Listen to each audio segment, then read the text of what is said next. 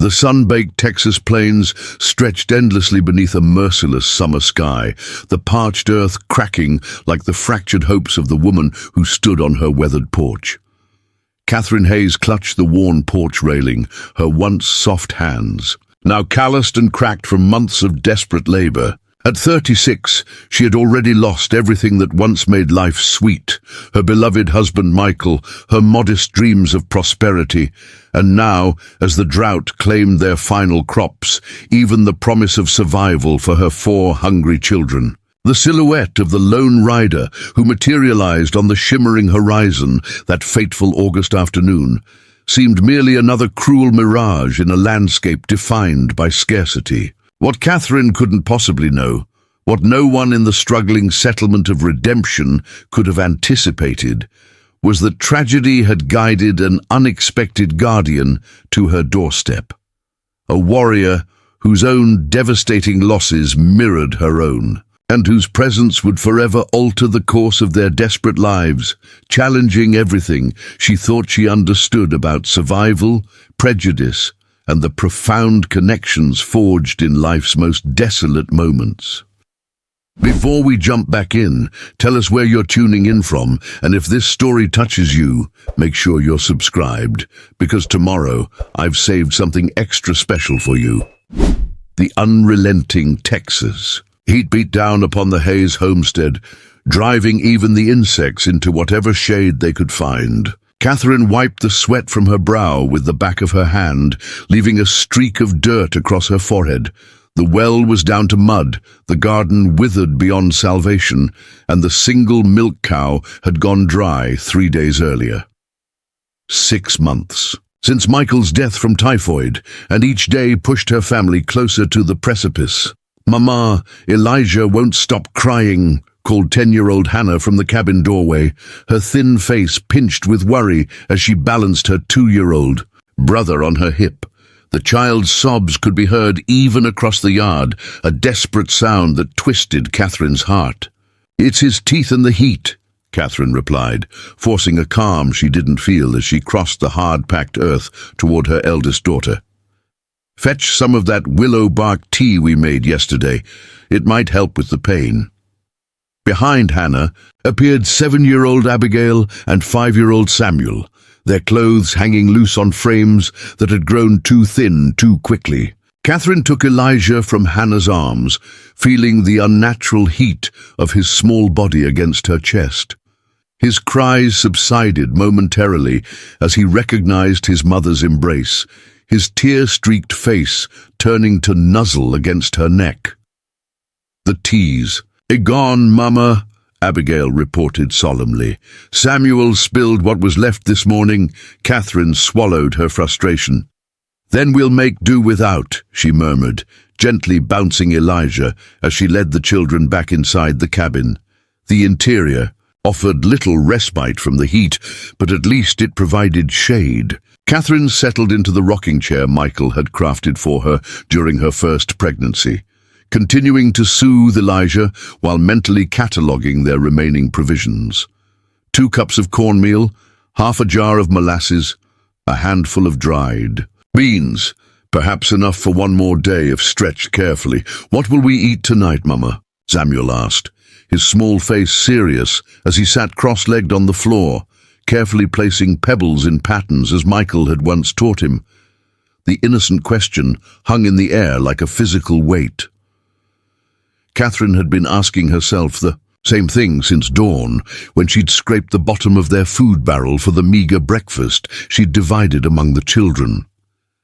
"God will provide," she finally answered, the words sounding hollow even to her own ears. Her faith, once as solid as the oak beams that supported their cabin, had been tested beyond endurance these past months.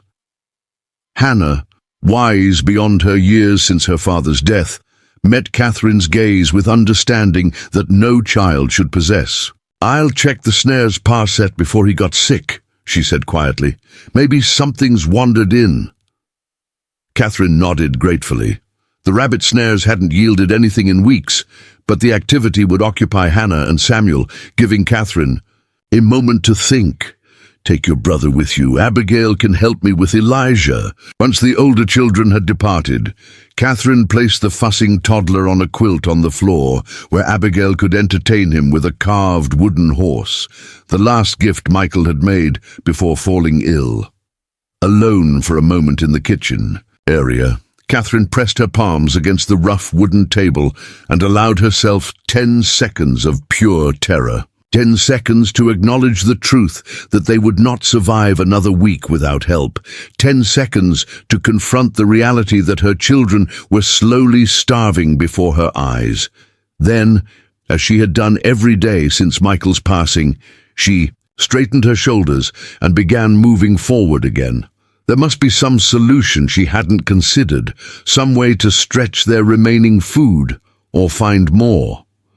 The settlement of Redemption lay 15 miles to the east, but she had exhausted all charity there. The last time she had ventured into town, the shopkeeper's wife had pressed a small sack of cornmeal into her hands with apologetic eyes. "The drought's hitting everyone hard," the woman had whispered. "This is all we can spare." Reverend Thornton had offered prayers, but no substantial aid. "The collection plate has been nearly empty these past months," he'd explained, genuine regret in his voice. "But the Lord will provide for the faithful widow." Catherine had nodded and accepted his blessing, knowing even then that providence would require a more tangible form than prayers. A desperate plan began forming in her mind. The Hargrove Ranch lay 10 miles to the north, a prosperous operation, run by a family rumored to be fair but hard-nosed business people. Perhaps they would have work for her, something she could do to earn food for her children. It was a long journey on foot in this heat with 4 children, but what choice remained? The sound of running footsteps interrupted her thoughts. Hannah burst through the door, her face flushed with excitement. "Mama, there's a rider coming, a stranger!" Catherine's heart leapt to her throat. Strangers in these parts could mean many things, few of them good for a woman alone with 4 children. Deserters from both armies still roamed the frontier years, after the war's end, along with opportunists who preyed on vulnerable homesteads. "Take your siblings to the back room," she instructed, reaching for Michael's old shotgun above the door. "Stay quiet until I call for you." Hannah ushered the younger children quickly into the small bedroom as Catherine checked that the weapon was loaded. Michael had insisted she learn to handle the gun after Indians had raided a homestead 20 miles west the year before he died. She had never fired it at anything more threatening than a snake, but her hands remembered the weight, the balance. Through the small window beside the door, Catherine watched the approaching rider. The figure seemed to materialize out of the heat waves, a lone horseman moving at an unhurried pace. As he drew closer, she could make out a tall man atop a paint horse. Something about his silhouette seemed unusual. Not the typical cowboy or drifter, with the shotgun held ready but pointed downward. Catherine stepped onto the porch. The rider stopped at a respectful distance, making no move to approach further without invitation. Now she could see him clearly, and her breath caught in her throat. A Comanche warrior sat astride the paint horse, his copper skin glistening with sweat in the afternoon sun, high cheekbones framed dark, assessing eyes that regarded her with equal wariness. His long black hair was braided with a single eagle feather, and he wore a mixture of traditional dress and what appeared to be cavalry trousers. A rifle was secured to his saddle, but his hands rested loosely on the pommel, far from the weapon. For a long moment, they simply regarded one another across the yard, the desperate widow with her shotgun and the Comanche warrior atop his horse. Stories of Comanche raids had terrorized the Texas settlements for decades, though treaties had reduced such incidents in recent years. Still, the sight of a lone warrior this close to her isolated homestead sent fear coursing through Catherine's veins. When he finally spoke, his deep voice carried clearly across the distance between them, his English precise but accented. "Your child set snares wrong way. No rabbit ever caught like that." The unexpected words momentarily robbed Catherine of speech. Preparing and narrating this story took us a lot of time, so if you are enjoying it, subscribe to our channel. It means a lot to us now. Back to the story. Of all the things she had anticipated, a critique of Hannah's snare-setting technique had not been among them. "What do you want here?" she managed finally, keeping her voice steady despite the rapid pounding of her heart. The warrior made a small gesture toward the far side of the property. "Passed by yesterday, saw children gathering what little grew in garden. The smallest one cried from hunger." Catherine's cheeks burned with a mixture of shame and defiance. Yes, Elijah had sobbed with hunger yesterday as she'd harvested the few stunted vegetables that remained in their garden. But how had this man observed them without being seen? "I've asked what you want," she repeated, her finger resting alongside. The shotgun's trigger, though not on it. The warrior studied her for another long moment before reaching behind him to untie something from his saddle. Catherine tensed, but he withdrew only a burlap sack, which he placed on the ground before him. "Brought meat," he said simply. "Children need food." Confusion replaced some of Catherine's fear. "Why would you bring us food?" "Children should not." "Hunger," he replied, as if this explained everything. "I'm called Two Hawks." The name hung in the air between them, an offering of identity that suggested he intended no harm. Still, Catherine hesitated, suspicion warring with desperate need. "My name is Catherine Hayes," she finally responded, lowering the shotgun slightly. "Why are you really here, Mr. Two Hawks?" A ghost of a smile touched his lips at her formal address. "Not Mr., just Two Hawks." Two Hawks dismounted with fluid grace, his movements deliberate and non-threatening. Up close, she could see he stood well over 6 feet tall, his frame powerful but lean. A long scar ran from his temple down his right cheek, disappearing beneath. A neatly trimmed beard that spoke of adaptation to white ways. Around his neck hung a leather cord with what appeared to be a small medicine pouch. He lifted the burlap sack, and Catherine caught the unmistakable scent of fresh meat, a smell that made her stomach clench painfully with longing. "2 deer," he explained, still keeping a respectful distance. "One for now, one for preserving. Also herbs for the small one's pain." The mention of herbs for Elijah's teething pain startled Catherine even more than the offer of meat. How could this stranger know such a specific need? "I don't understand," she said, confusion evident in her voice. "Why would you help us?" Two Hawks' expression remained impassive, but something flickered in his dark eyes. A shadow of emotion quickly controlled. "The land speaks of your struggle," he said simply, "and I have seen too many small graves." Before Catherine could respond, the cabin door creaked open behind her. Hannah stood there, her protective instincts having overcome her mother's instruction to remain hidden. "Mama?" Her daughter's voice wavered with uncertainty. Two Hawks remained perfectly still, making no move that might frighten the child. Catherine was torn between ordering Hannah back inside and acknowledging that their desperate circumstances left little room for caution. If this man truly offered food, could she afford to turn him away based on fear alone? "It's all right," she said finally, though she didn't fully believe it herself.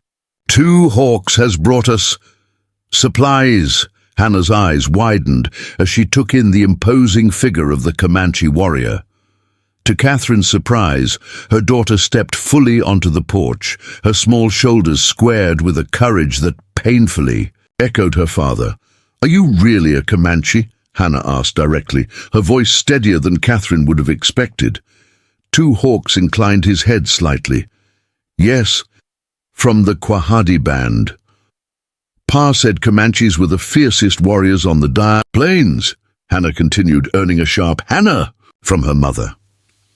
Two Hawks' expression remained neutral, but Catherine thought she detected a flicker of respect in his gaze as he regarded the child.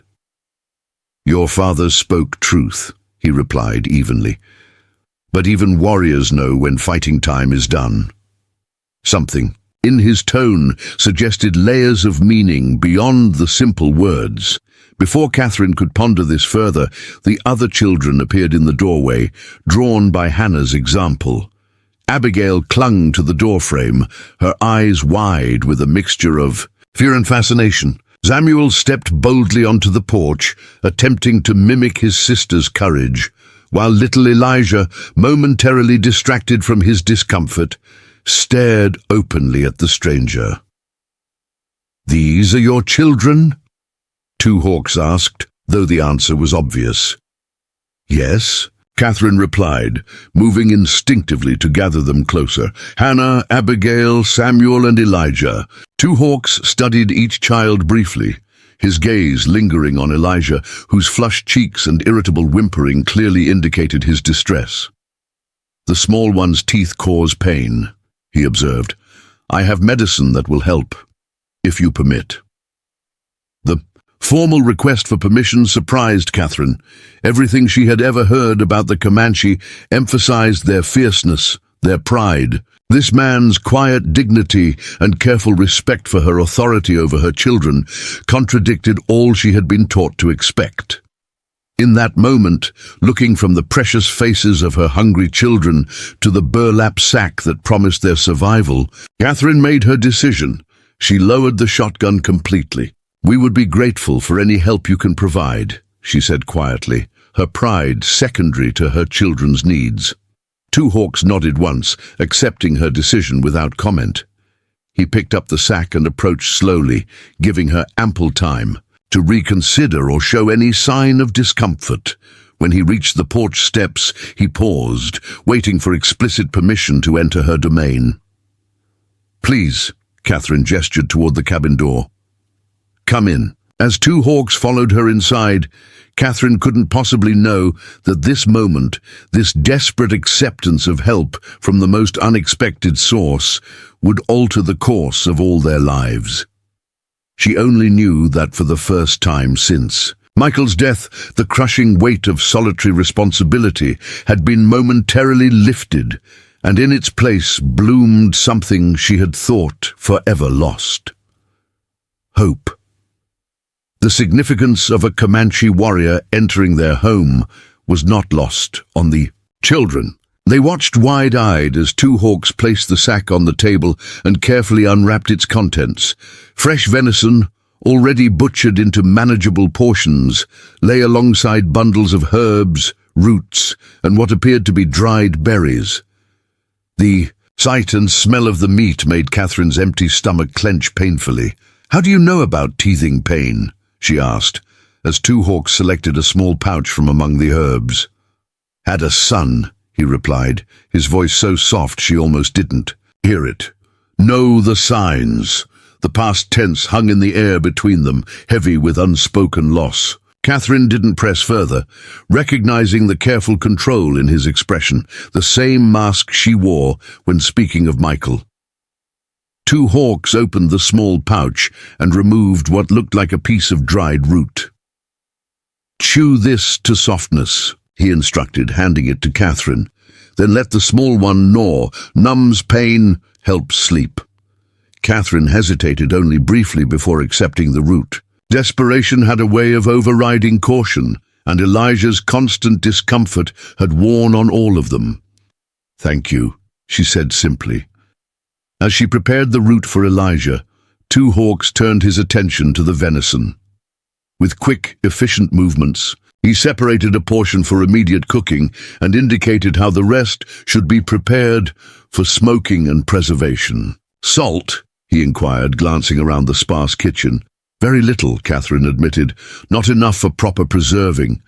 Two Hawks nodded, unsurprised. "We'll show different way. Smoke and herbs keep meat good through many days." His knowledge of practical survival techniques transcended cultural boundaries, and Catherine found herself watching his methodical preparations with growing appreciation. This was not charity offered with condescension, but practical assistance from one who understood the harsh realities of frontier life. By the time the first portion of venison was cooking in Catherine's cast-iron skillet, Elijah had fallen into a peaceful sleep, the teething root having provided blessed relief.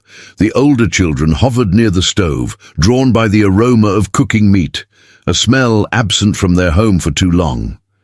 "Where did you learn to hunt deer?" Samuel asked. "Two hawks," his initial wariness overcome by boyish curiosity. "All Comanche boys learned to hunt before walking well," Two Hawks replied, his expression softening slightly at the child's interest.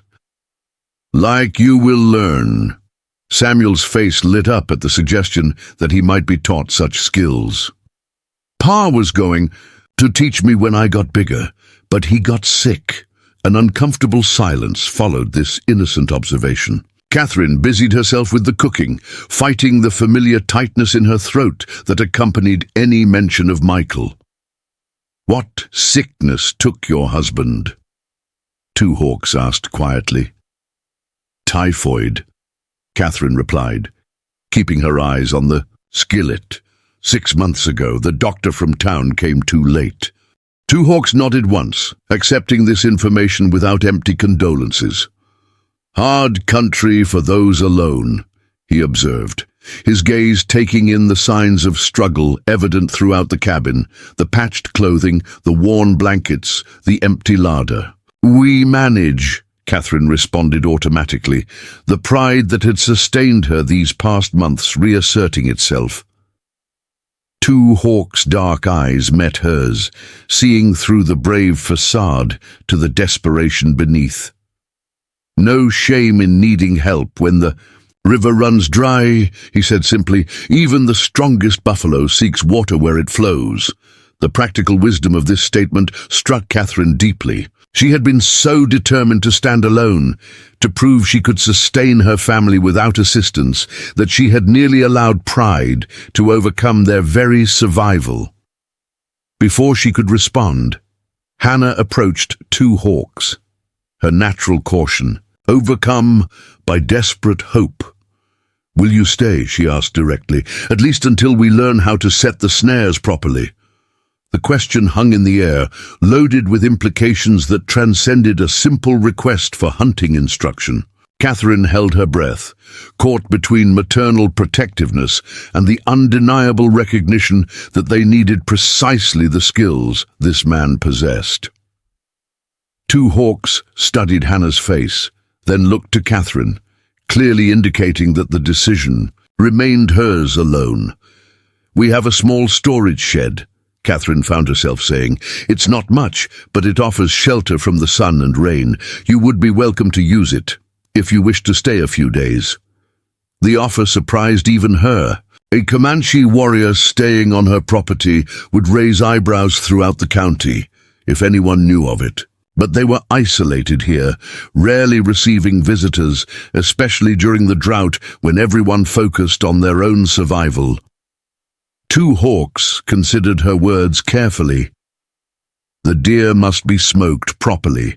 Takes 3 days. I will show how," he finally replied, neither accepting nor rejecting the implied invitation to remain longer. For now, this non-commitment was enough. As Catherine served the venison, ensuring each child received a proper portion before taking any for herself, she observed Two Hawks declining food until all the children had been served. It was a small gesture, but one that spoke to character, more clearly than words. Later, as twilight settled over the parched landscape and Two Hawks prepared to move his horse to the corral for the night, Catherine stood on the porch watching him, still unsure what twist of fate had brought this enigmatic man to their homestead precisely when they needed help most desperately. "Why did you really stop here?" she asked when he returned, the question that had lingered throughout the evening finally finding voice. "There are other struggling homesteads. Why us?"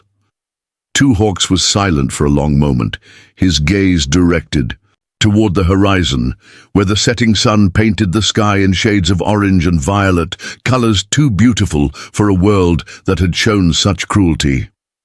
4 moons ago I buried my wife and son," he finally said, his voice low but steady. "Smallpox from the trading post. Your children remind me of what was lost." The simple statement contained volumes of grief.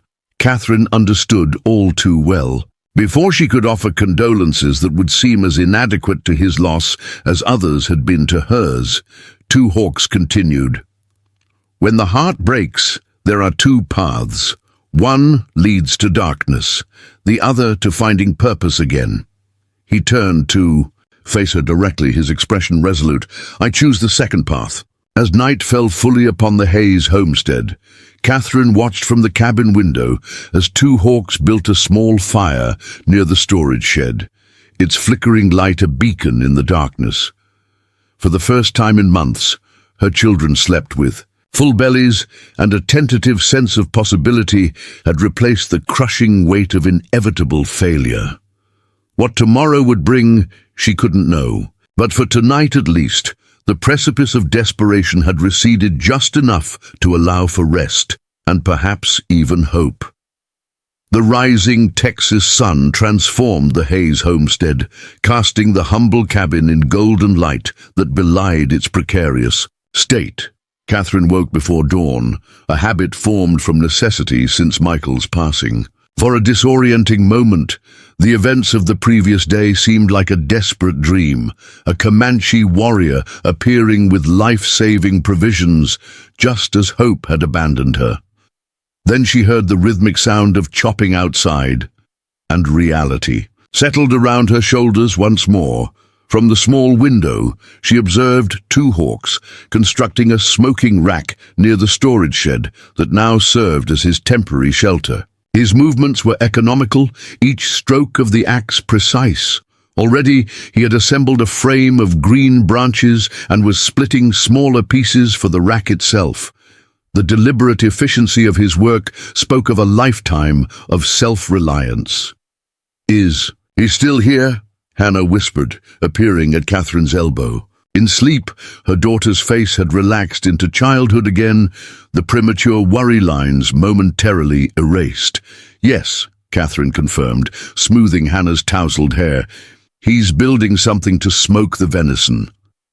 Hannah nodded, processing this information with the seriousness that had become her hallmark since her father's death.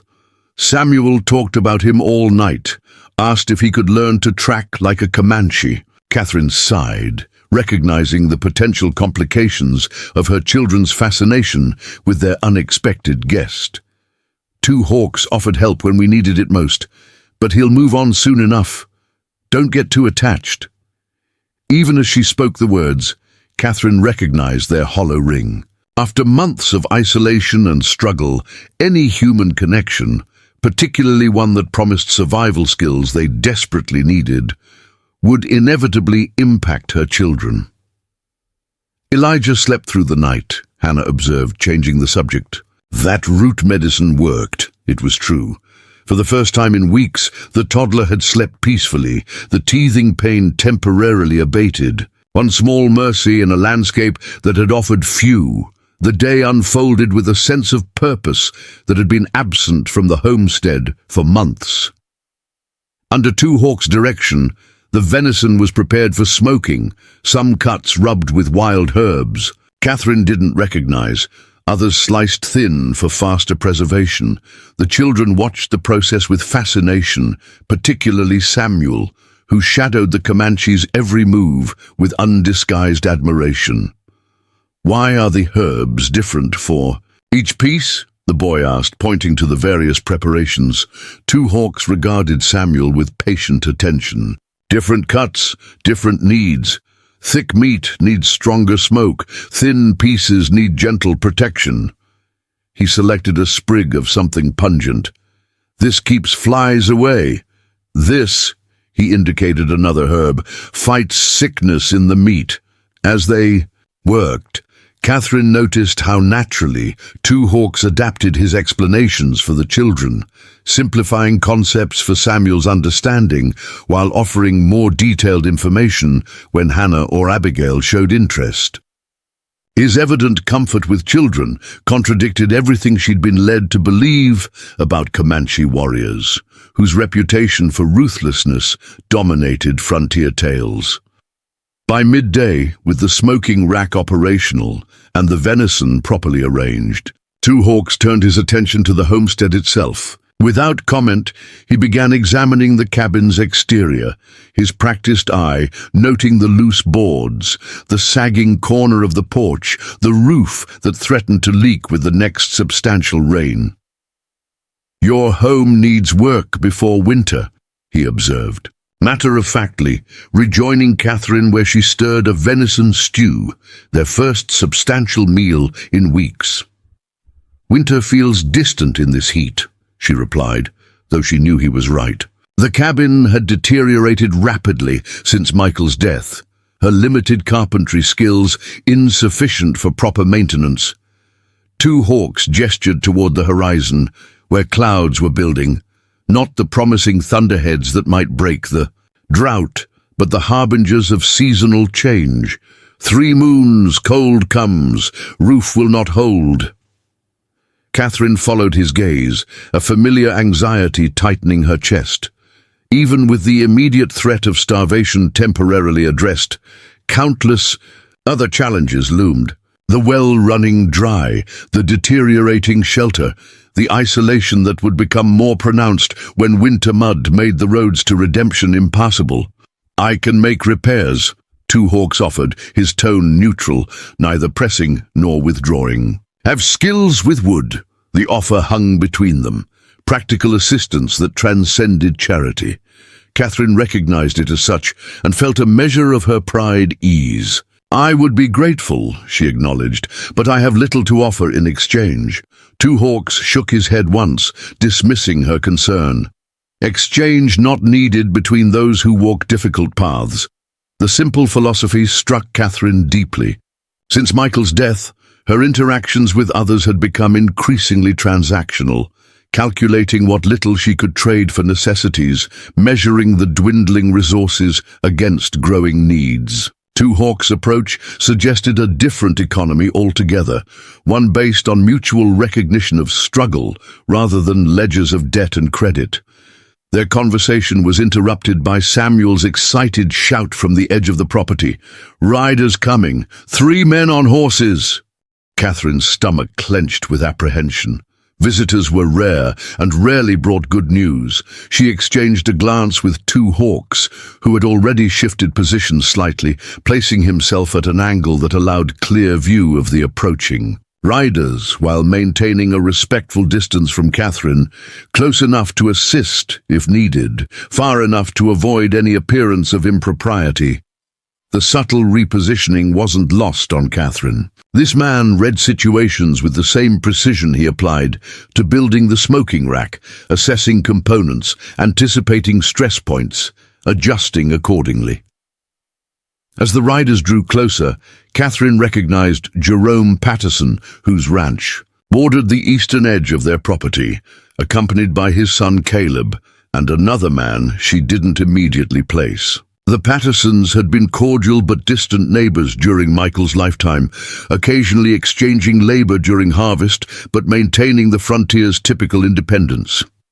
"Mrs. Hayes," Jerome called as they approached the yard, his gaze shifting immediately to Two Hawks. The rancher's weathered face revealed nothing, but his hand moved subtly closer to the rifle secured to his saddle. "Mr. Patterson," Catherine acknowledged, wiping her hands on her apron as she moved toward the riders. "What brings you our way?" Jerome dismounted, his movements deliberate, while Caleb and the third man remained on horseback, their postures alert. Jerome stood a full head shorter than Two Hawks, but carried himself with the confidence of a man accustomed to authority. "Passing. I noticed smoke," he replied, his tone carefully neutral. "Wanted to ensure everything was in order." The hesitation spoke volumes. Smoke from the meat-preserving fire had drawn their attention, but Two Hawks' presence clearly constituted their actual concern. "We're managing well, thank you," Catherine responded, equally measured. "Two Hawks has been kind enough to assist with some repairs." Jerome's gaze flicked between Catherine and the Comanche, assessing the situation. "That's so," he finally said. "Didn't realize you were acquainted with any of the local tribes." Two Hawks remained impassive, his expression revealing nothing of his thoughts as the exchange unfolded. "Two Hawks brought venison when our supplies ran low," Catherine explained, feeling an unexpected defensiveness rise within her. "He's shown us how to preserve it properly." Caleb, barely 20 and filled with the reckless confidence of youth, leaned forward in his saddle.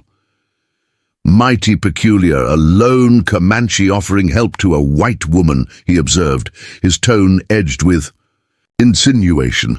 Catherine felt heat rise to her cheeks, not embarrassment but indignation. Before she could respond, Hannah stepped forward from where she'd been observing the exchange. "He helped when no one else did," the girl stated plainly, her young voice clear in the tense silence. "Elijah was crying from hunger, and two Hawks brought food." The simple truth, delivered with a child's directness, hung in the air. Catherine placed a protective hand on Hannah's shoulder, both restraining and supporting her daughter's boldness. Jerome had the grace to look momentarily discomforted. The third rider, who had remained silent, finally spoke. "Mrs. Hayes, perhaps we could speak privately." His voice carried the educated cadence of the eastern states, at odds with his frontier clothing. Now Catherine placed him, William Huxley, recently arrived from Boston to establish a trading post in Redemption. His presence alongside the Pattersons was unexpected. "Anything you wish to say can be said here," Catherine replied, unwilling to be separated from her children or to show discourtesy to two Hawks after his generosity. Huxley adjusted his spectacles, his discomfort evident. "Very well. I've recently acquired your husband's outstanding debt from Thornton's General Store. With interest, the amount comes to $87. The figure struck Catherine like a physical blow. She had known of Michael's arrangement. With Thornton, credit extended to see them through the previous year's difficult harvest, but not the total sum. "I was given to understand those debts were settled," she managed, remembering Michael's assurance months before his illness that he had worked out an arrangement with the shopkeeper. "I'm afraid not," Huxley countered smoothly. "I have the promissory note with your husband's signature. As his widow, the obligation falls to you." Catherine's mind raced. $87 might as well have been $8,000 for all her ability to pay it. The drought had destroyed any chance of a marketable harvest, and Michael's meager savings had been exhausted during his illness. "I'll need time," she said finally. "Until spring at least, when I can plant again." Huxley shook his head with rehearsed regret. "I'm afraid I must insist on either immediate payment or collateral against the debt." "Collateral?" Catherine repeated, though she already understood his meaning. "The land," Huxley confirmed. 20 acres would settle the debt entirely. Alternatively, you could consider selling the entire property and relocating to town where assistance might be more readily available for a widow with children. The true purpose of the visit crystallized with devastating clarity. This wasn't about debt collection, it was about acquisition. Huxley wanted their land, likely in partnership with the Pattersons, who had previously expressed interest in expanding their ranching operation eastward. "This land belongs to my children," Catherine stated, her voice steady despite the trembling in her hands. "It's their inheritance, and not for sale." "Admirable sentiment," Huxley acknowledged with false sympathy. "But sentiment won't feed 4 growing children through winter. I'm offering a practical solution to an untenable situation." Throughout this exchange, two Hawks had remained silent, his expression inscrutable. Now he moved forward slightly, not interfering, but making his presence more evident. "The Hayes family has food for winter now," he said, his accented English carrying across the yard. "Repairs to their home are underway." Huxley blinked, clearly discomforted by being directly addressed by the Comanche. Jerome Patterson's expression Darkened. Don't see how that's any concern of yours, Indian, Caleb interjected, his hand moving to rest on his holstered pistol. Two Hawks remained unperturbed by the implied threat. When children go hungry while men scheme for land, it becomes everyone's concern. The simple statement, delivered without heat, but with unmistakable judgment, hung in the air between them. Catherine felt a surge of gratitude for Two Hawks' succinct assessment of the situation. Huxley cleared his throat, visibly recalculating his approach. Mrs. Hayes, I'm merely attempting to resolve a legitimate financial obligation in a manner that benefits all parties. I appreciate your concern, Catherine replied, infusing her tone with a formality that masked her anger. I'll review any documentation you have regarding my husband's debts. Until then, my children and I will remain on our land. The firmness of her response, coupled with Two Hawks' steady presence, created an impasse. After a moment of tense silence, Jerome Patterson adjusted his hat. We'll be on our way then, he announced, though his gaze lingered on Two Hawks with undisguised suspicion. But Mrs. Hayes, I'd advise caution about the company you keep. Folks in Redemption might misinterpret a Comanche staying on your property. The warning was clear, not just about potential violence, but about social consequences. A widow hosting a Comanche man, regardless of circumstances, would invite speculation and judgment that could further isolate her family. I appreciate your concern, Catherine repeated, her tone making it clear she did not. As the riders departed, dust rising behind their horses, Catherine remained on the porch, her thoughts in turmoil. The confrontation had revealed vulnerabilities beyond mere physical survival, legal entanglements she wasn't prepared to navigate, community judgments that could affect her children's standing, financial obligations she had no means to meet. They will return, Two Hawks observed quietly, once the riders had disappeared from view. Yes, Catherine agreed, watching Hannah gather her siblings back to their interrupted chores. Men like that usually do. Two Hawks studied her face. The debt, is it real? Catherine sighed, moving back toward the cooking fire that needed tending. Possibly. Michael handled our finances. He mentioned arrangements with Thornton, but not specifics. She hesitated, then added with bitter honesty, He protected me from worries he thought I couldn't handle. Two Hawks nodded, understanding evident in his expression. Men often mistake sheltering for strength. The insight was surprisingly perceptive, acknowledging both Michael's good intentions and their unintended consequences. Catherine found herself regarding Two Hawks with renewed curiosity.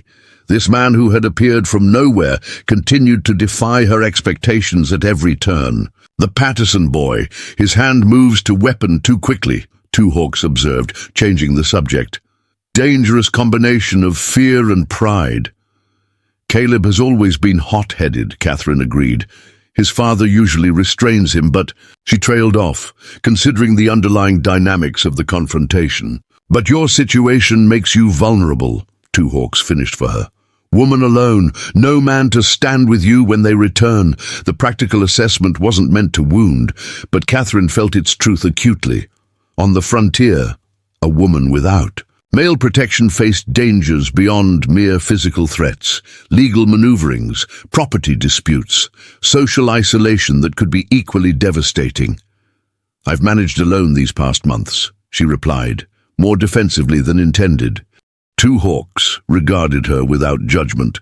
Surviving is not the same as thriving. Your children need more than just food.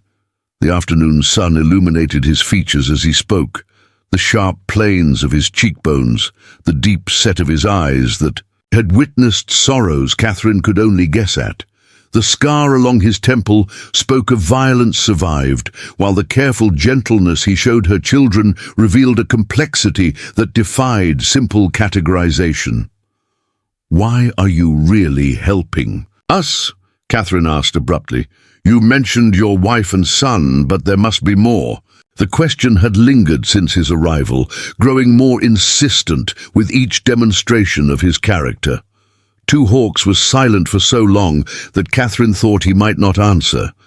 When he finally spoke, his voice carried the weight of considered truth. 3 summers ago, U.S. cavalry attacked our winter camp, mistook us for hostile band that had raided settlements. His expression remained controlled, but his eyes reflected old pain. My father. 2 brothers died. Many women, children also. Those who survived scattered. The admission stunned Catherine. She had heard of such incidents, military reprisals, that sometimes targeted peaceful groups in error or deliberate cruelty, but never from the perspective of those who had endured them. "I'm sorry," she offered inadequately. Two Hawks acknowledged her sympathy with a slight nod. "My wife, son and I went north, found work with white rancher who judged people by actions, not birth, learned his language, his ways, had 2 good years. Before sickness came." He paused, his gaze moving toward the horizon where thunderclouds continued to build, promising rain that never seemed to reach them. "After burying them, I had choice. Hate all whites for actions of some, or remember, those who showed different path." His eyes returned to meet Catherine's directly. "I chose to honor my wife's belief that good exists in all peoples." The profound simplicity of this philosophy struck Catherine deeply. Her own grief had narrowed her world to the immediate struggle for survival, leaving little room for larger questions of how to live beyond mere existence. Two Hawks had faced losses perhaps even greater than her own, yet had emerged with a philosophy that allowed for hope, for connection across the boundaries that divided their worlds. Before she could respond, Samuel's excited voice called from near the smoking rack. "Two Hawks! The meat is changing color just like you said it would." The moment of deeper connection between them yielded to practical concerns. Two Hawks moved toward Samuel, his expression warming slightly as he prepared to explain the next step in the preservation process. Catherine watched them together, her son's open admiration, Two Hawks' patient instruction, and felt something shift within her. The desperate gratitude of the previous day was evolving into something more complex. Respect for this man's character, independent of the aid he provided, curiosity about the experiences that had shaped him, and a growing recognition that his presence offered her children something she alone could not provide. Later, as evening settled over the homestead and the children prepared for bed, Catherine found herself on the porch, watching as Two Hawks made final adjustments to the smoking rack. The day's confrontation with Patterson and Huxley had clarified the precariousness of their situation beyond mere physical survival. Legal claims, community judgment, and the harsh realities of frontier economics threatened their future as surely as starvation had threatened their present. When Two Hawks approached the porch, his day's work completed, Catherine made a decision. That surprised even herself. "I'd like you to stay," she said directly, "not just until the meat is smoked, longer." Two Hawks studied her face in the fading light, reading the decision that had brought her to this point. "The neighbors will talk," he observed without judgment. "Make trouble for you." "They're already talking," Catherine replied with newfound pragmatism. "And the Pattersons and Huxley will make trouble regardless. At least with your help we might. Be prepared to face it."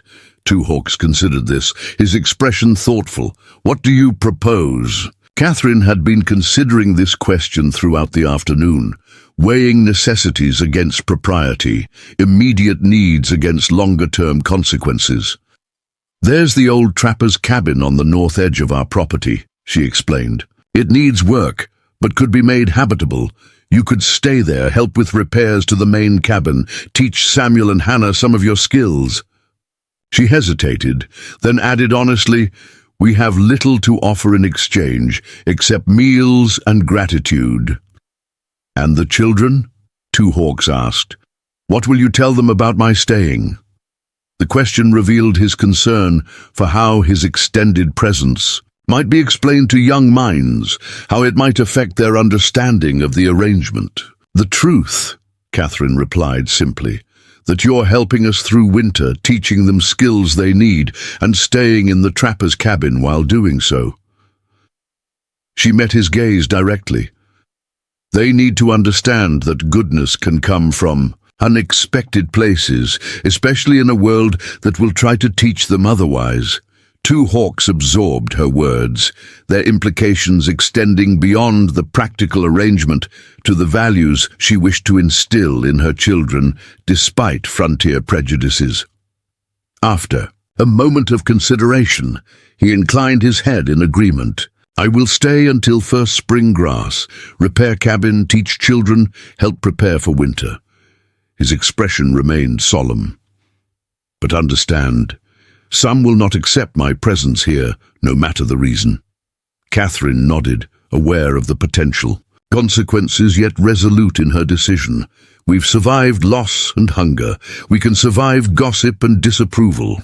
As darkness settled fully over the Hayes homestead, Catherine felt a curious sense of rightness, despite the unconventional nature of the arrangement.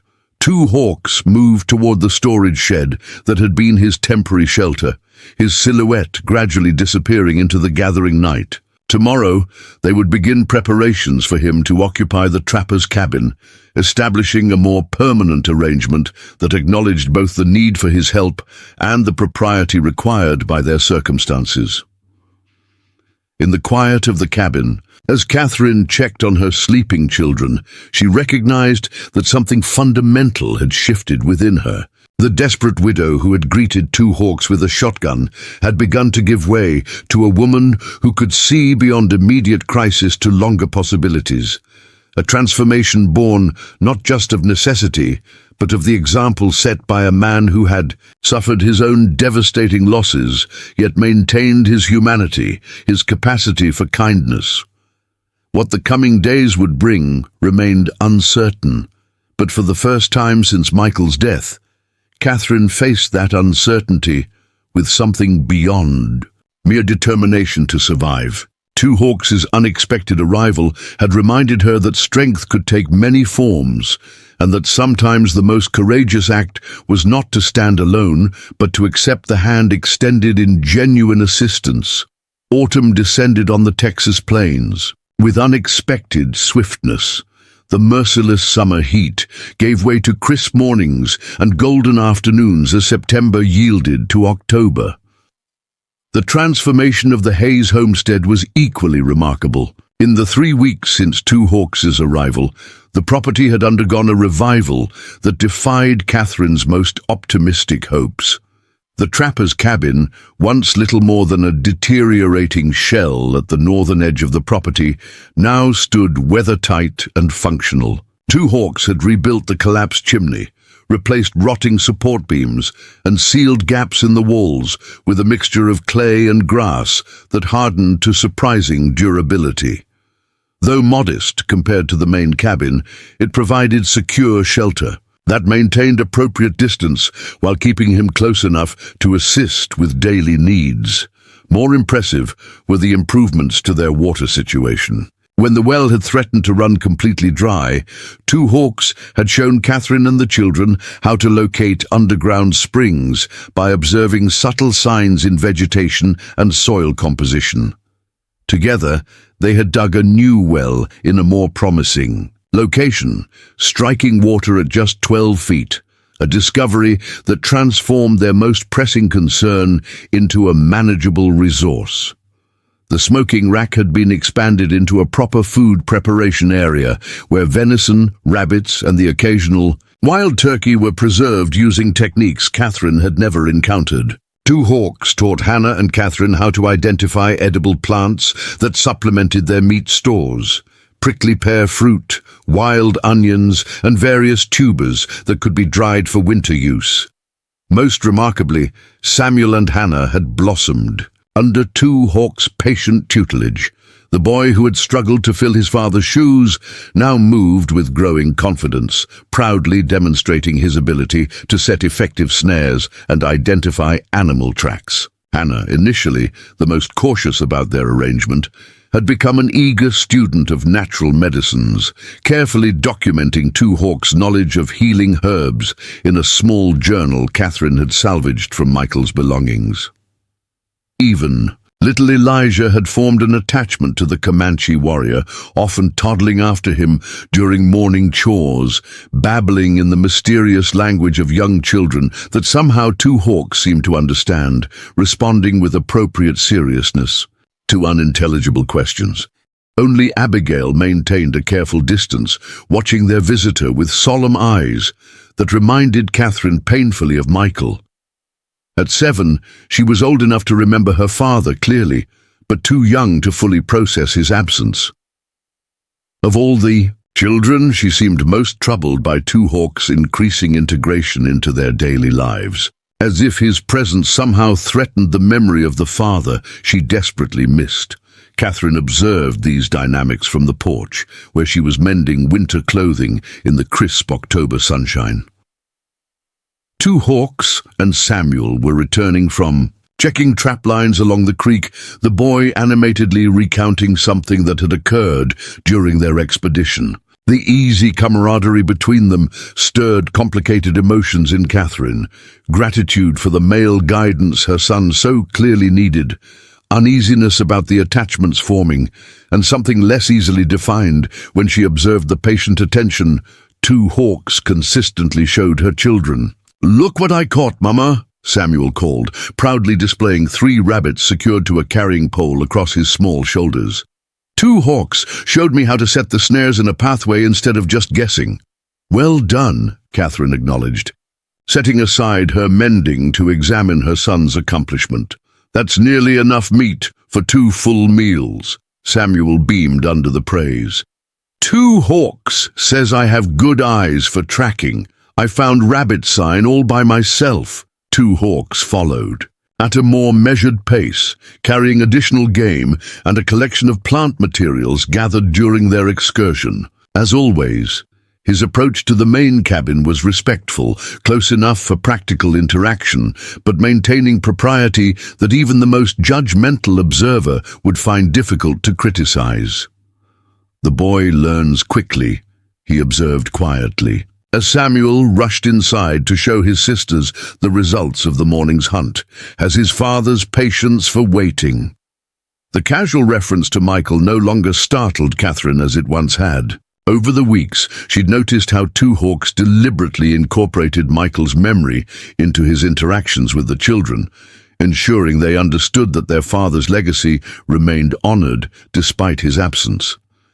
It was a kindness she hadn't anticipated, this careful preservation of Michael's place in their family narrative, even as Two Hawks provided skills and support the children desperately needed. "The creek is lower than yesterday," Two Hawks continued, his tone shifting to practical matters. "Rain still needed before winter." Catherine nodded, concern creasing her brow. Though their immediate survival was no longer in question, thanks to improved food stores and water management, the persistent drought threatened longer-term stability. Without substantial rainfall before the first freeze, spring planting would become problematic, extending their precarious situation beyond the immediate crisis. "There's something else," she observed, reading the subtle tension in Two Hawks' bearing. During their weeks together, she had learned to recognize the almost imperceptible signs that indicated troubled thoughts behind his typically composed expression. Two Hawks placed his gathered materials on the porch, organizing them with characteristic precision before responding. Found tracks near the north boundary, 3 men on horseback circling the property, not hunting, watching. Apprehension tightened Catherine's chest. Since the confrontation with Patterson, Huxley and their companion weeks earlier, they had experienced no further direct encounters. However, occasional distant riders had been spotted observing the homestead, always maintaining their distance, their purpose unclear but concerning. "Patterson's men?" she asked, though she already suspected the answer. Two Hawks nodded once, and others, town men. "They watch, but do not approach." The implications hung between them, unspoken but understood. Word of their arrangement had clearly spread through redemption, Catherine's decision to accept help from a Comanche becoming the subject of speculation and judgment. Thus far, the reaction had remained limited to distant observation and likely gossip, but the increasing frequency of these surveillance raids suggested something more troubling might be brewing. "Hannah needs to go to town," Catherine said, after a moment of consideration. "We're almost out of salt, and Elijah's cough medicine is running low." She hesitated, then added with pragmatic honesty, "Also, we need to know what people are saying, what we might be facing." Two Hawks absorbed her reasoning, his expression revealing nothing of his personal concerns. "The girl should not go alone," he stated. "Not safe." "I'll go with her," Catherine decided, mentally calculating what they could trade for the necessary supplies. Two Hawks had taught them to preserve animal hides using Comanche techniques, producing leather of surprising quality. Perhaps Thornton would accept a few pieces in exchange for salt and basic medicines. "I come also," Two Hawk said, his tone making it clear this wasn't a suggestion, but a statement of intent. Catherine's immediate instinct was to protest. His presence in town would only inflame existing tensions, potentially making a difficult situation worse. Yet she couldn't deny the security his company would provide, particularly if Patterson or his allies had more confrontational plans. "The townspeople may not react well," she warned, though she knew Two Hawks understood this better than she did. "Better to face directly than wonder," he replied simply. "Need to know how deep the threat runs." His practical assessment aligned with her own thinking. Better to confront the situation openly than remain isolated on the homestead, allowing fears and rumors to proliferate unchecked. Decision made, they prepared for the journey to redemption the following day. That evening, as Catherine tucked the children into bed, Abigail's troubled expression prompted a quiet conversation after the others had fallen asleep. "What's bothering you, sweet one?" Catherine asked, smoothing her daughter's auburn hair away. From her forehead, Abigail fidgeted with the patchwork quilt, avoiding her mother's gaze. "Is Two Hawks going to live with us forever?" she finally asked, her voice small in the lamplight. The question caught Catherine unprepared, though in retrospect she should have anticipated it. The children had experienced profound loss. Any change to their family structure, even positive change, would naturally trigger insecurities. "Two Hawks is helping us through a difficult time," she answered carefully. "He's staying in the trapper's cabin until spring, as we agreed." Abigail's fingers traced the quilt pattern absently. "Samuel says he's like our new pa." Catherine's heart constricted at this revelation. "Two Hawks is our friend and teacher," she corrected gently. "No one can replace your father, Abigail. Two Hawks wouldn't want to." "But you smile when he's here," Abigail persisted, with a child's unerring instinct for uncomfortable truths. "Like you used to smile at Pa." Heat rose to Catherine's cheeks, gratitude for the dim lighting that concealed her reaction. Had her demeanor toward Two Hawks changed so noticeably? She had been careful to maintain appropriate boundaries, to frame their arrangement in terms of mutual assistance rather than personal attachment. Yet she couldn't deny that his steady presence had become a source of comfort beyond practical aid. "I smile because Two Hawks has helped us when we needed it most," she explained, choosing her words with care. "That makes me grateful, not because he's replacing your father." Abigail considered this explanation, doubt evident in her expression. "Pa wouldn't want an Indian living on our land," she stated with the conviction of absolute certainty. "He said they couldn't be trusted." The declaration startled Catherine. Michael had expressed wariness about the Comanche, true, but he had never been a man of blanket judgments. His concerns had been practical rather than prejudiced, understandable caution in a frontier region with a complex history of conflict. Your father believed in judging people by their actions, not their birth, Catherine corrected gently. Two Hawks has shown nothing but kindness to our family. I believe your father would recognize that. Abigail fell silent, neither accepting nor rejecting this perspective. Catherine pressed a kiss to her forehead, understanding that her daughter's concerns wouldn't be resolved in a single conversation. Children processed grief differently than adults, and Abigail's resistance to Two Hawks' presence might be as much about preserving her father's memory as about the man himself. Sleep now, Catherine murmured. We have a long journey tomorrow. Later, as she prepared for her own rest, Catherine found herself reflecting on Abigail's observations. Had she allowed Two Hawks to assume a role in their family beyond what propriety or wisdom would dictate? The practical benefits of his assistance were undeniable, but Catherine couldn't ignore the more personal dimensions of his integration into their lives.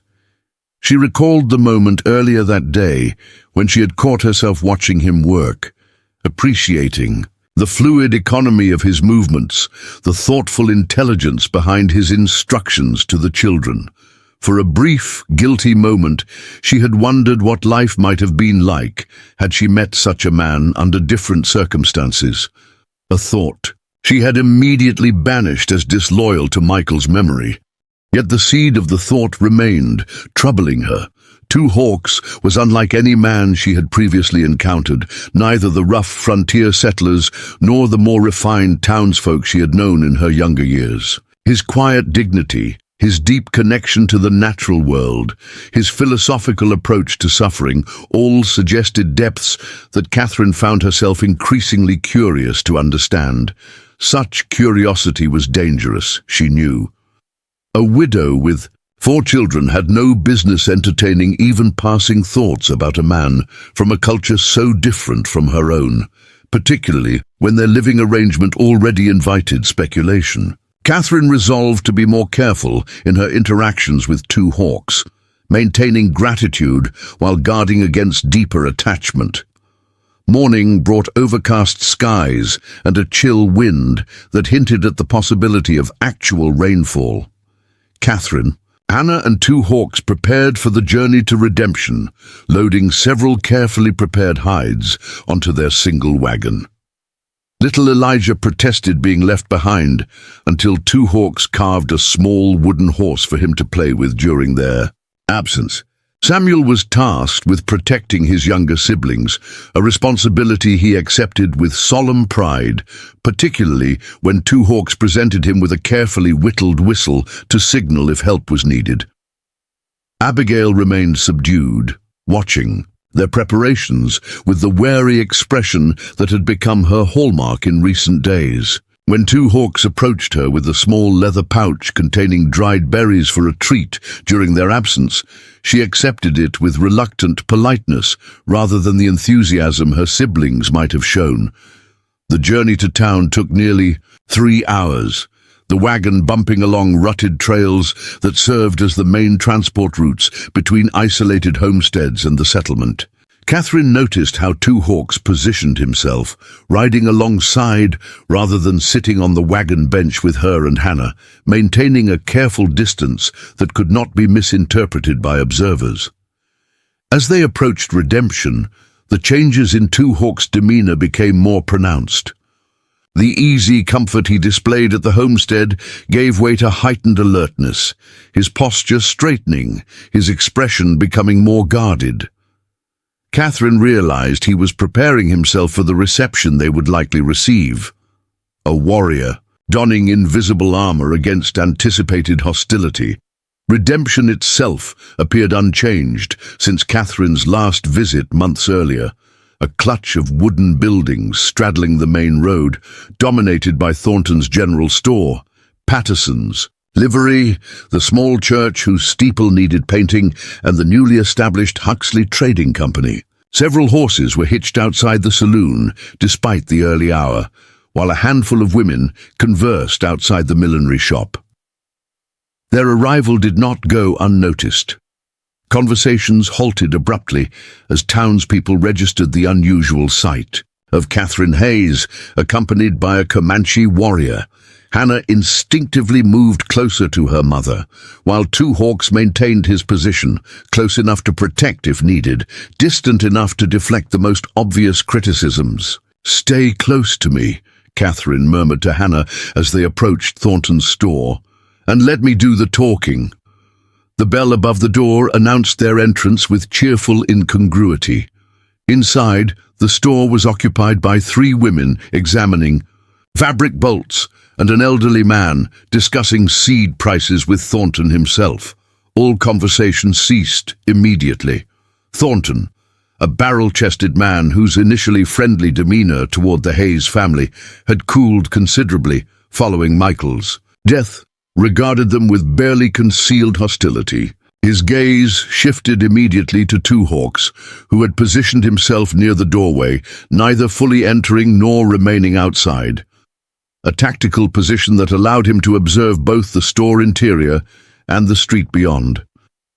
"Mrs. Hayes," Thornton acknowledged stiffly. "Didn't expect to see you in town." "Mr. Thornton," Catherine replied with deliberate normalcy, "we need salt and some basic medicines." The storekeeper made no move toward his supplies, his attention still fixed on Two Hawks. "Company you're keeping these days is causing quite a stir, Mrs. Hayes." The women examining fabric whispered among themselves, making no pretense of disinterest. In the unfolding confrontation, Hannah pressed closer to Catherine's side, her young face a study in controlled apprehension. "Two Hawks has been helping us prepare for winter," Catherine stated evenly. "We've brought hides to trade for supplies." She placed several of the carefully prepared skins on the counter. Their quality was evident even to an untrained eye, superior to the typically rough frontier tanning techniques, supple and unmarked. Thornton examined them with grudging appreciation despite himself. "These are well done," he admitted, "but I'm not sure I can do business with you under the circumstances." Catherine's spine stiffened. "What circumstances would those be, Mr. Thornton?" The storekeeper glanced meaningfully toward Two Hawks. "People are talking, Mrs. Hayes, about your arrangement, not proper for a widow with young children." "There's nothing improper about accepting help when it's offered with good intentions," Catherine countered, maintaining her composure despite the flush rising to her cheeks. "Two Hawks stays in the trapper's cabin and has shown nothing but respect toward my family." Thornton leaned forward, lowering his voice, though not enough to prevent the eavesdropping women from hearing. "That may be how you see it, but others aren't so understanding. Reverend Collins was just saying at Sunday service how concerning it is that impressionable children might be exposed to heathen influences." "Did the Reverend also mention that my children were on the verge of starvation before Two Hawks arrived?"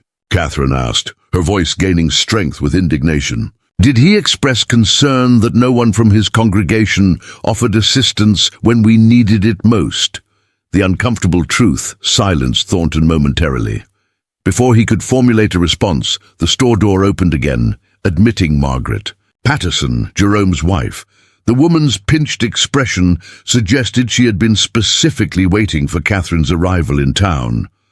"Well, if it isn't Mrs. Hayes," she announced loudly enough for everyone to hear, "we've all been so concerned about your situation."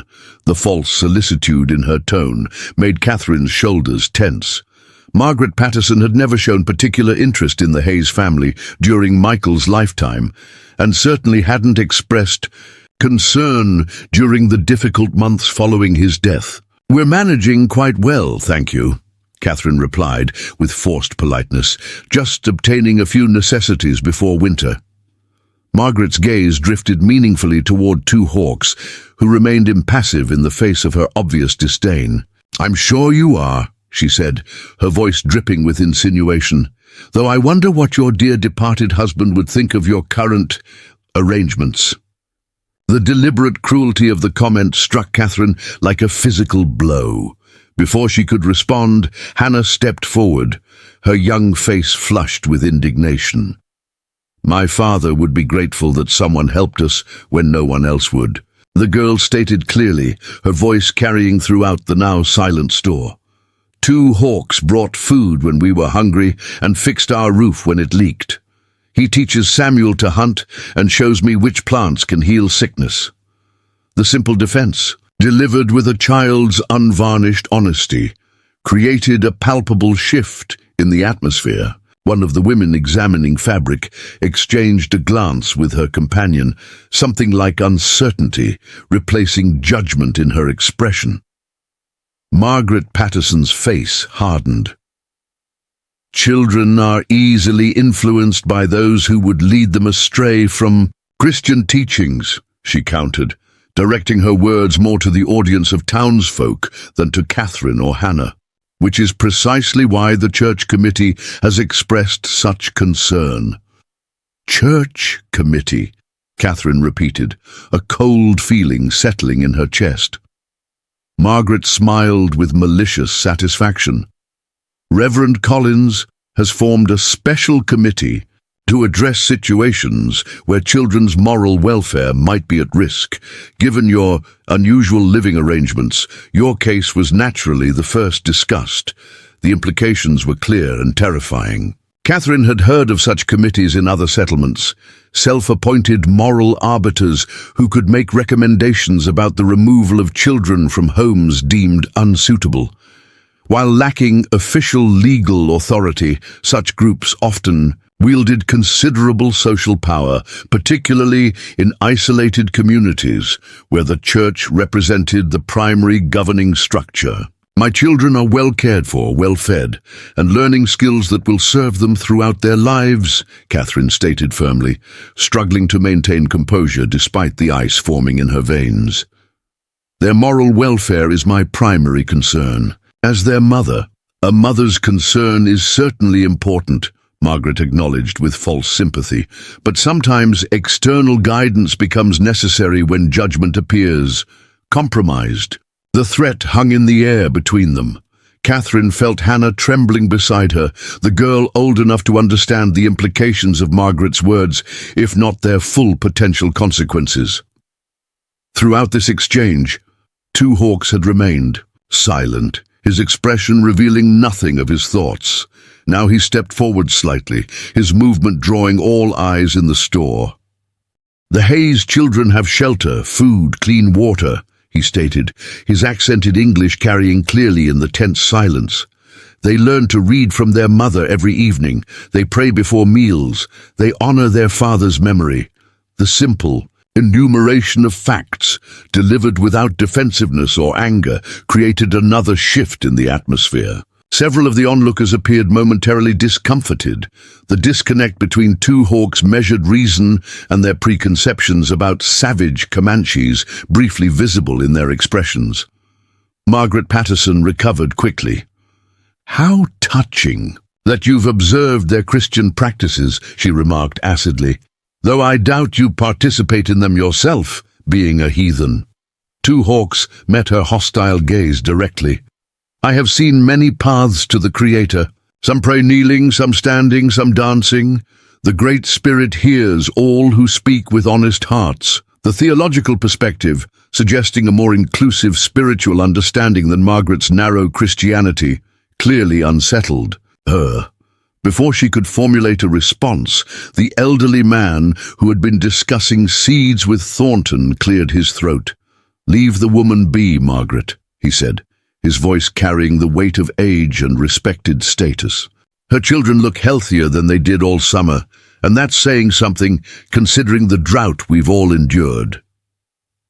Catherine recognized him now, Isaac Porter, one of the settlement's original founders, whose advanced age and reputation for fairness gave him unique standing in the community.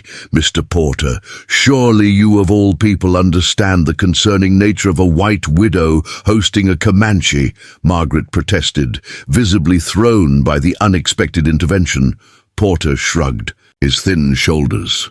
"What I understand is that folks were mighty quick to offer opinions about the Hayes family's welfare, but mighty slow to offer actual help when they needed it." He turned to Thornton. "Sam, are you going to sell this woman the supplies she needs, Or shall I escort her to Fredericksburg myself, where they might be less interested in gossip and more in honest trade? The challenge, issued by someone even Thornton couldn't easily dismiss, broke the impasse. With obvious reluctance, the storekeeper began gathering the salt and medicines Catherine had requested, accepting the hides as payment with minimal further comment. As Catherine and Hannah completed their transaction, Porter approached Two Hawks, studying him with the forthright curiosity of advanced age. "Your Quahadi band, if I'm not mistaken," he observed, "recognized the particular beadwork pattern." Two Hawks inclined his head slightly in confirmation, his expression revealing a hint of surprise at the old man's knowledge. Fought alongside a Quahadi scout during the Mexican War, Porter explained, answering the unasked question. "Man named Burning Leaf saved my life at Buena Vista." "My mother's cousin was called Burning Leaf," Two Hawks replied, genuine interest replacing his guarded expression. "He spoke of fighting with white soldiers against Mexicans." Porter's weathered face creased in a smile. "Small world we live in, despite our best efforts to divide it." He turned to Catherine. "Mrs. Hayes, I'd consider it a privilege if you and your daughter would take a cup of coffee with me before you head back. My Emma would enjoy the company, and it seems we have matters to discuss regarding this church committee business." The unexpected alliance left Margaret Patterson fuming silently. By the fabric bolts, Catherine accepted Porter's invitation with grateful relief, sensing that this elderly man might provide insights and potentially support against the brewing storm Margaret had revealed. As they left the store, Catherine noticed Two Hawks scanning the street with increased vigilance. Following his gaze, she observed Caleb Patterson and two other young men watching from outside the saloon, their postures suggesting barely restrained hostility. "Don't engage them," Porter murmured, noting the direction of their attention. "Hard-headed boys looking for any excuse to cause trouble." Two Hawks nodded almost imperceptibly, adjusting his position to place himself between the potential threat and Catherine without making the movement obvious. The subtle protective gesture wasn't lost on Catherine, who felt both gratitude for his awareness and concern about the escalating tensions their visit had revealed. Porter's home stood at the eastern edge of redemption, a well-maintained cabin whose neat appearance reflected decades of careful stewardship. His wife, Emma, a bird-like woman whose energy belied her 70-plus years, welcomed them with genuine warmth that stood in stark contrast to Margaret Patterson's hostility. More surprisingly, she greeted Two Hawks without hesitation, ushering him inside along with Catherine and Hannah, rather than expecting him to wait outside as most townsfolk would have done. "Isaac told me about your encounter at Thornton's," Emma explained, as she served coffee to the adults and spiced cider to Hannah, "that Margaret Patterson has always had more bile than sense, even as a girl." Catherine found herself warming immediately to the elderly woman's forthright manner. "You mentioned the church committee," she said, turning to Porter. "How serious is this threat?" Porter sighed, exchanging a meaningful glance with his wife. "Reverend Collins is new to these parts, eager to establish his authority. He's allied himself with influential families like the Pattersons and that Easterner Huxley, who seem to have their own reasons for taking an interest in your situation." "My land," Catherine concluded grimly. "Huxley mentioned a debt claim when he visited our homestead. I believe he and the Pattersons want our property." "That would align with what we've heard," Emma confirmed, her expression troubled. "Jerome Patterson has been talking about expanding his cattle operation eastward, which would put your homestead directly in his path. And the church committee provides convenient moral justification for what is essentially a land grab," Porter added, his disgust evident. "If they can establish that your children's welfare is at risk due to your association with Two Hawks, they could petition the circuit judge to remove them from your custody." The blunt assessment confirmed Catherine's worst fears.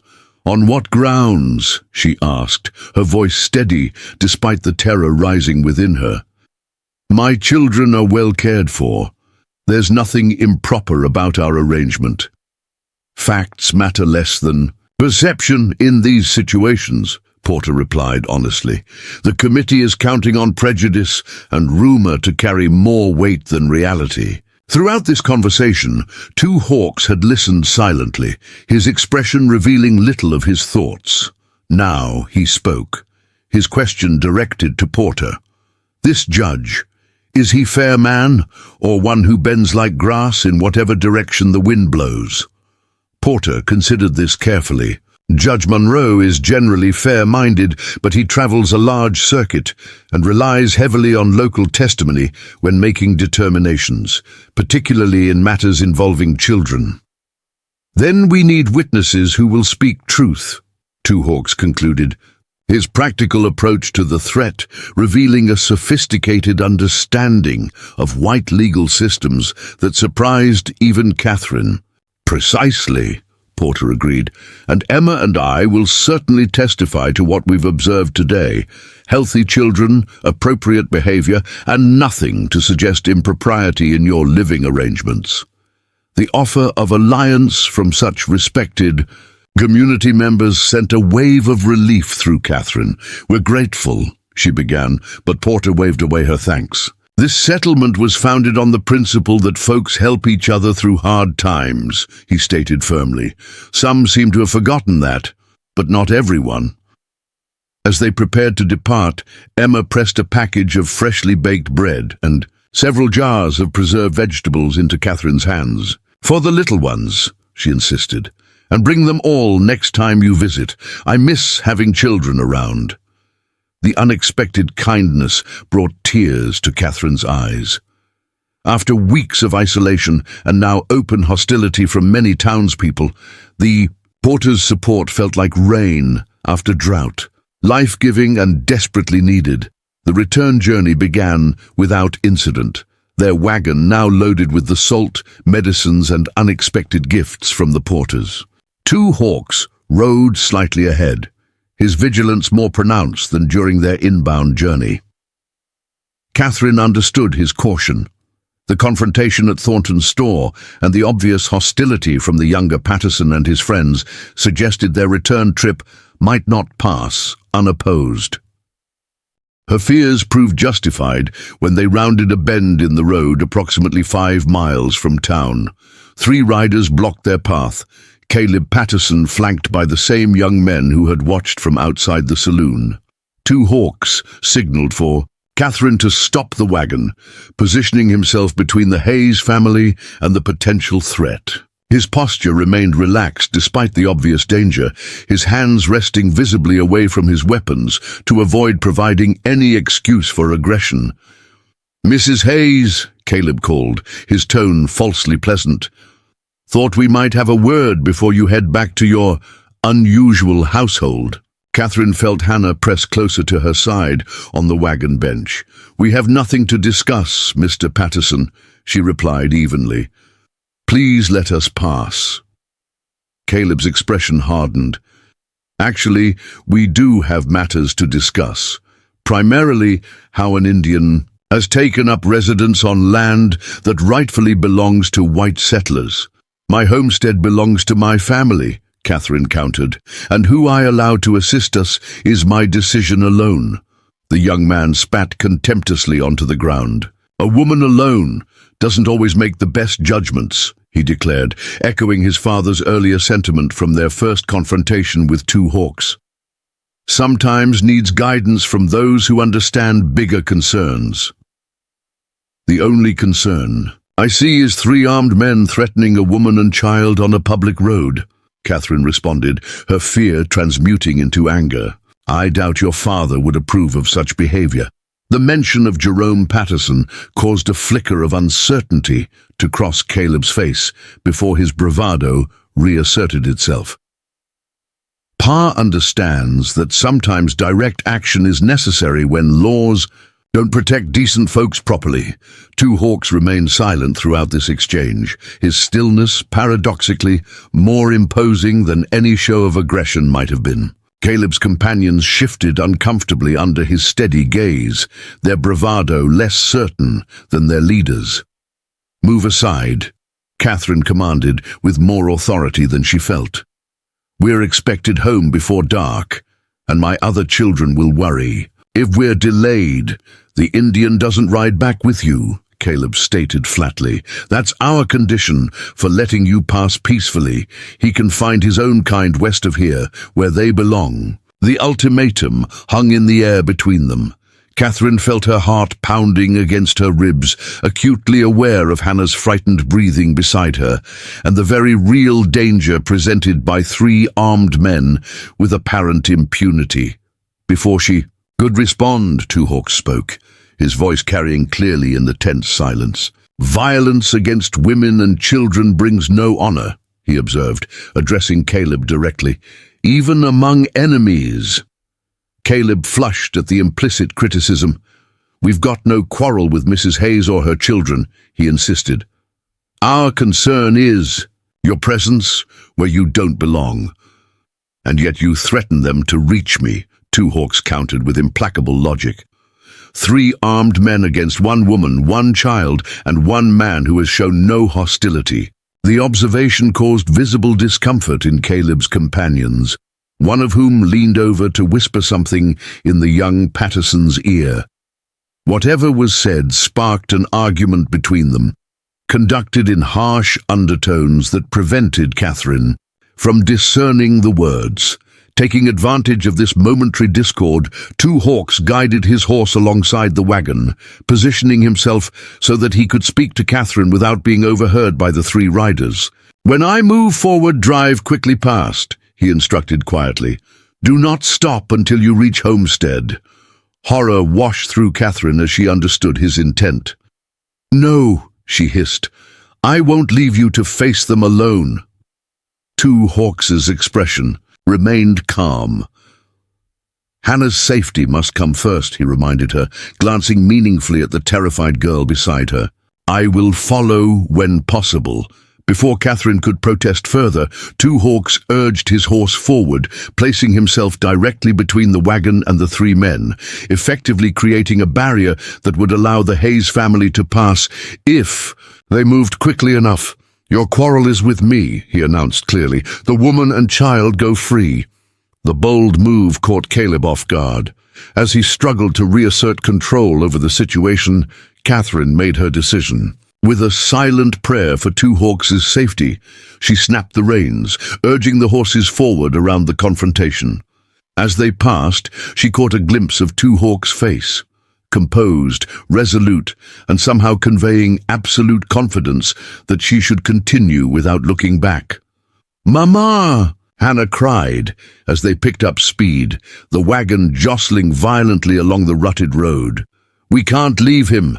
Catherine kept her focus forward, her hands steady on the reins despite the trembling in her limbs.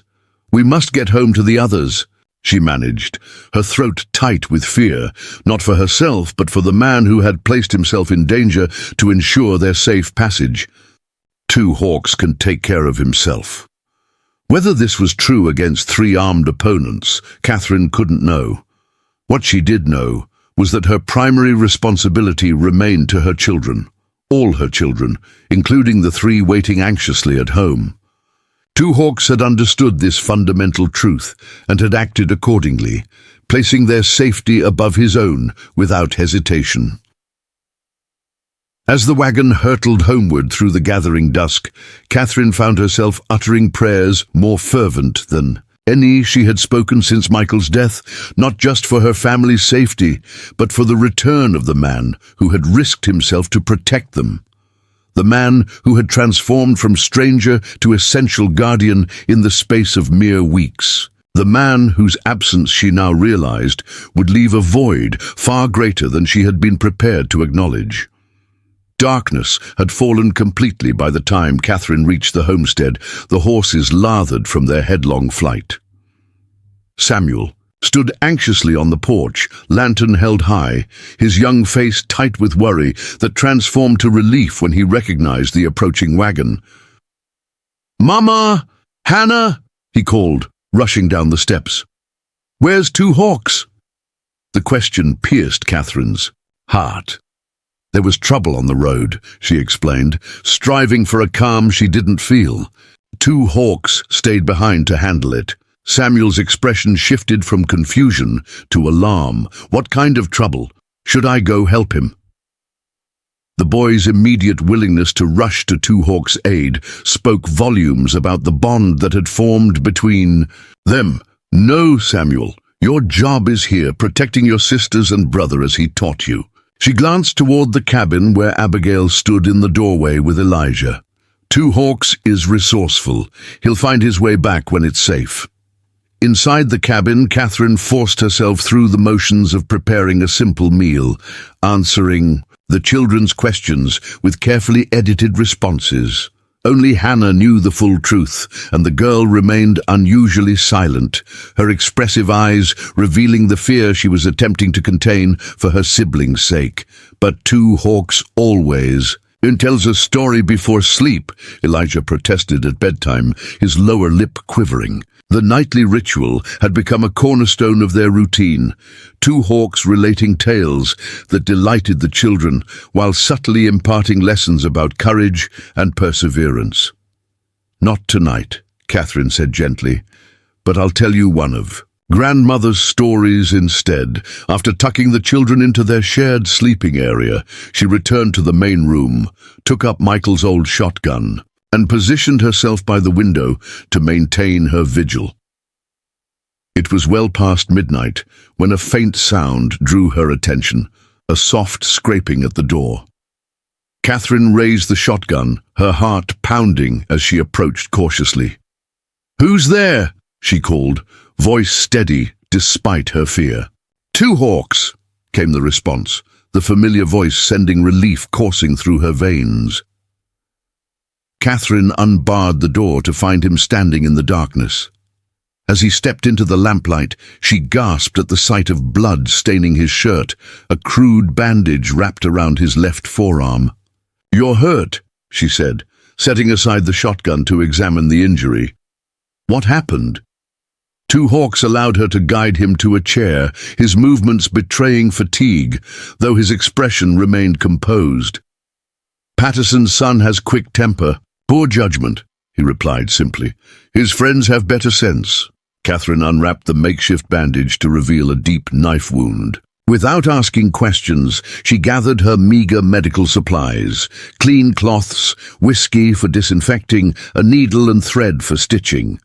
The domesticity of the moment belied its gravity, an injured Comanche warrior sitting at her table, while she tended his wounds in the small hours of the night. "They could have killed you," she said quietly as she cleaned the wound. Two Hawks watched her work, his dark eyes revealing nothing of the pain he must have felt. "Young men with something to prove rarely think clearly," he observed. "Caleb wanted...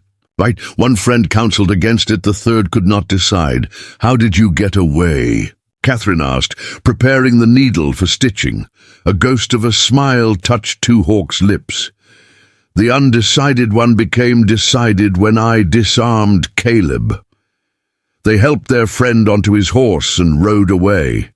The simple account undoubtedly concealed a more harrowing reality, but Catherine didn't press for details. Instead, she focused on closing the wound with neat, careful stitches, as Hannah had taught her. "The children were worried," she said, keeping her voice neutral despite the turmoil within. "Especially Samuel." "The boy has good heart," Two Hawks replied, "like his father must have had." The reference to Michael, delivered with such natural respect, caught Catherine off guard. Even in pain, Two Hawks maintained the careful balance he had established, acknowledging Michael's primary place in the family's history while offering his own support in the present. "What happened in town changes things," Catherine said as she finished bandaging his arm.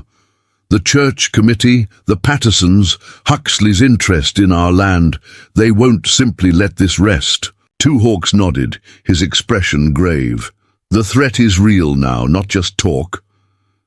Perhaps you should go, Catherine suggested, the words painful even as she spoke them. Not forever, but until the situation calms.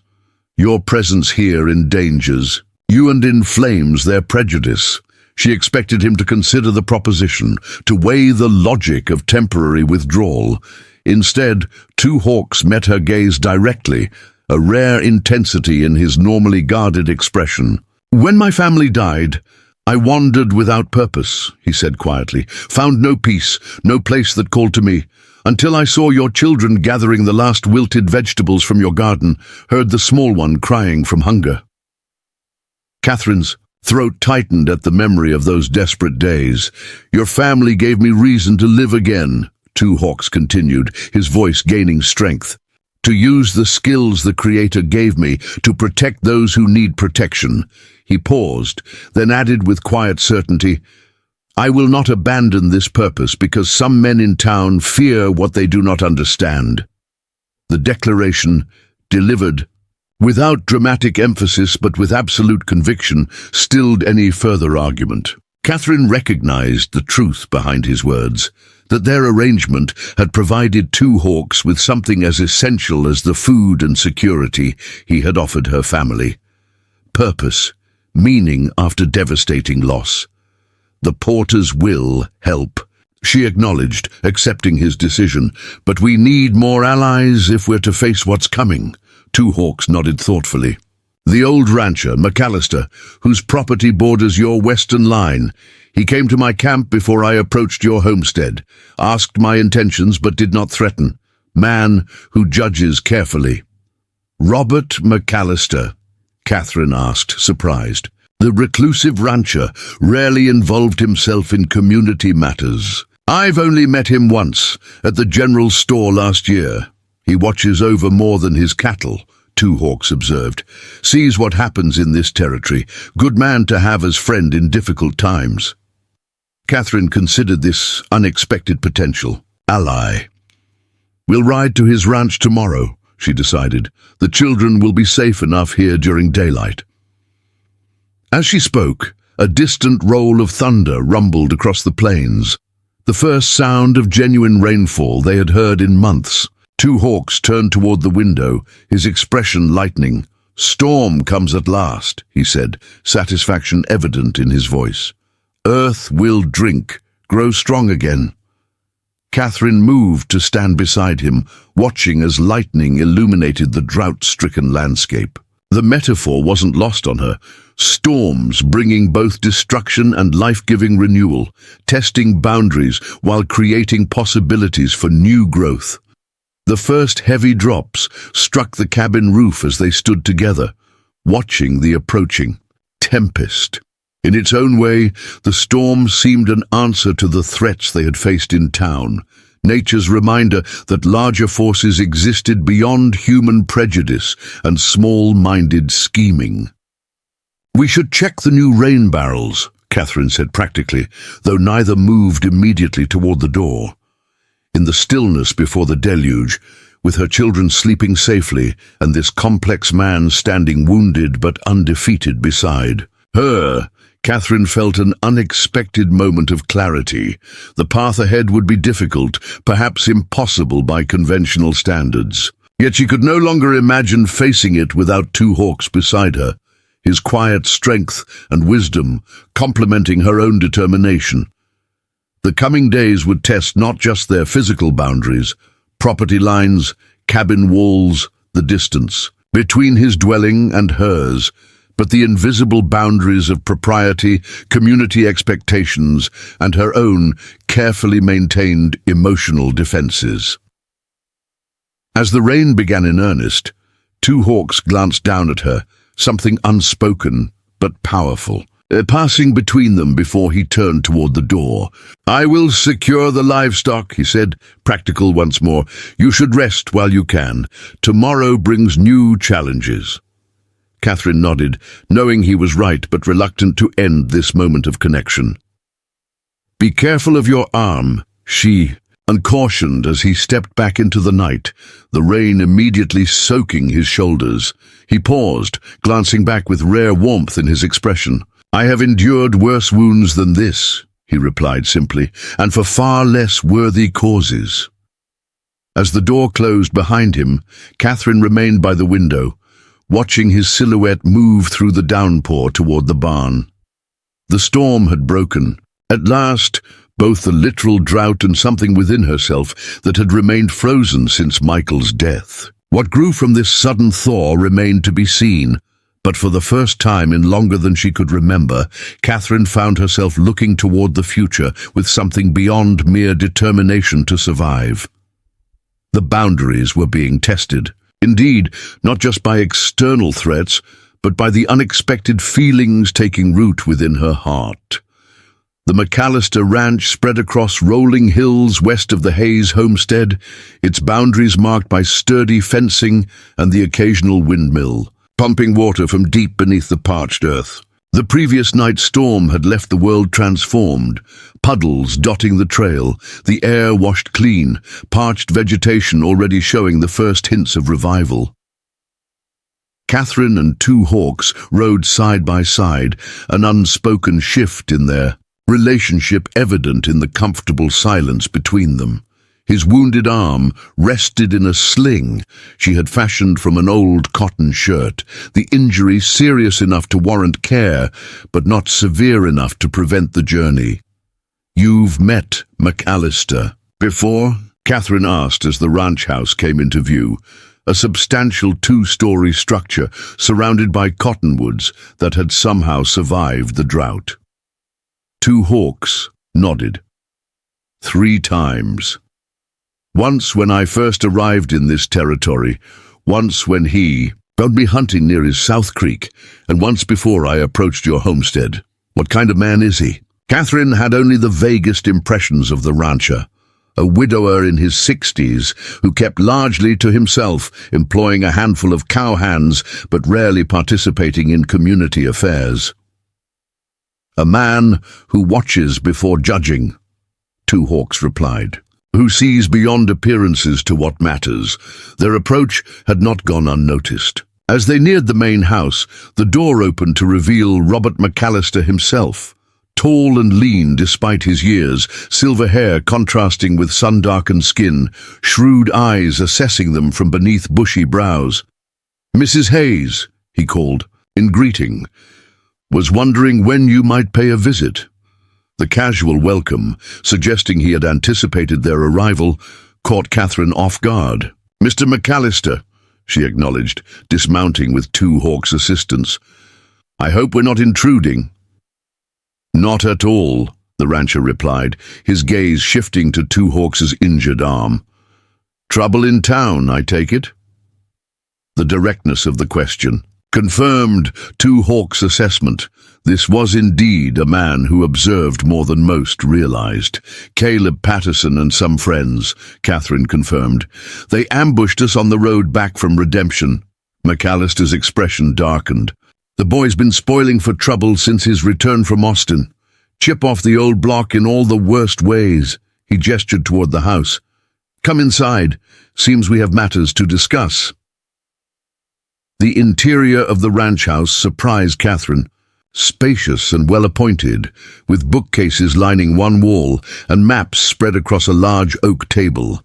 Not the Spartan bachelor quarters she had expected, but the home of an educated man with interests beyond cattle. "Coffee's hot," McAllister said, pouring 3 cups without asking. "Now tell me about this church committee I've been hearing whispers about." Catherine exchanged a glance with Two Hawks, then related the events of their visit to town, Margaret Patterson's thinly veiled threats, the alliance with the Porters, and the increasingly transparent attempts to separate her from her land.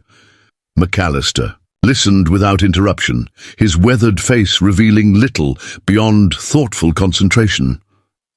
When she finished, he rose and moved to one of the maps on the table. Patterson's been trying to expand eastward for years, he explained, tracing a finger along property boundaries. Your husband's refusal to sell was a constant thorn in his side. Now, with Jerome allied with that Easterner Huxley, they've found a way to apply pressure through this moral outrage nonsense. The debt claim is false, Catherine stated firmly. Michael kept careful records. If there was an outstanding obligation to Thornton, I would have found documentation. McAllister nodded, unsurprised. Huxley's reputation in Austin isn't exactly pristine. Rumor has him fleeing several questionable business arrangements before settling in our little corner of nowhere. He turned to two Hawks, who had remained silent throughout the exchange. And you? Why involve yourself in this particular fight when there are safer paths available to a man in your position? Two Hawks met the older man's direct gaze with equal directness. Some paths are safer. Not all safe paths are right paths. A smile creased McAllister's face. Well said. He returned to his chair, decision evidently made. The circuit judge arrives next week for the quarterly court session.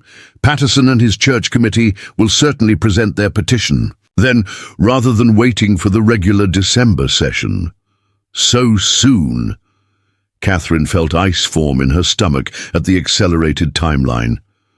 They'll want to move quickly before you can organize a proper defense, McAllister confirmed. But they've overlooked something important. What's that? Catherine asked, clinging to any thread of hope. Judge Monroe values first-hand observation above hearsay, always has. McAllister's eyes held a calculating gleam. Which is why he'll be staying at my ranch during his circuit, as he always does, and why I'll be hosting a neighborly dinner the evening before court convenes, with you and your children as honored guests. The strategic brilliance of this arrangement dawned slowly on Catherine. The judge would have the opportunity to observe her family directly in a neutral setting before the committee presented their accusations. Two Hawks as well? She asked, unwilling to exclude him even for tactical advantage. McAllister studied her face, reading the determination there. Two Hawks as well, he confirmed. Monroe's no fool. He'll see the truth of your arrangement if given the chance to observe without Patterson's interference. Two Hawks inclined his head in silent gratitude for this inclusion, though his expression revealed awareness of the risk McAllister was taking by aligning himself so openly with their cause. Why help us? Catherine asked the question directly, needing to understand this unexpected alliance. McAllister's expression softened, revealing glimpses of old grief beneath his practical exterior. 20 years ago, I lost my wife and daughter to typhoid, found myself alone on land too big for one man's sorrow. He glanced at Two Hawks. 5 years later, a Lipan Apache family helped me when my horse threw me miles from home.